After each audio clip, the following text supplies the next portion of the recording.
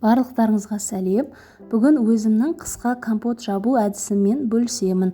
Видеоны соңына дейін қарап, менімен бірге болыңыздар.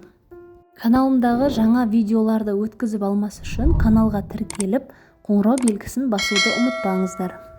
Маған компотты әртүрлі жемістерден жасаған ұнайды, сондықтан мен бүгін өрік, слива, алма және шиені пайдаландым. Ең алдымен банка қақпақтарымызды стерилдеп аламыз.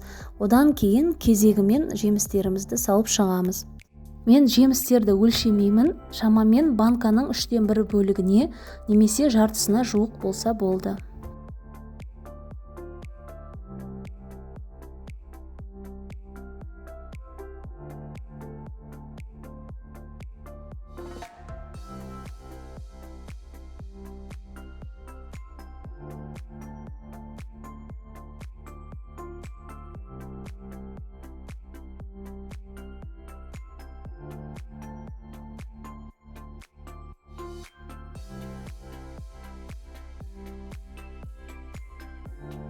Енді банкілерге қайнап тұрған суымызды құйып, қақпағын жауып 15-20 минутқа қалдырамыз.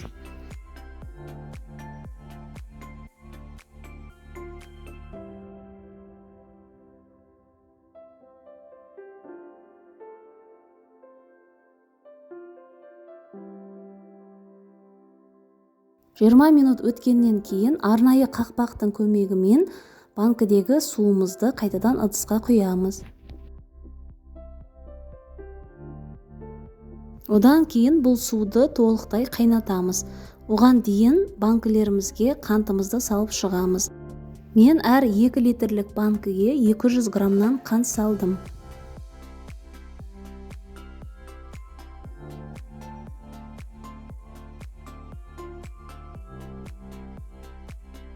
Одан кейін жаңағы қайнаған суымызды банкілерге құйып, қақпағын жабамыз. Банкілердің қақпағын жауып болғаннан кейін, банкілерді төңкеріп, үстін жылы көрпемен суығанша жауып қоямыз.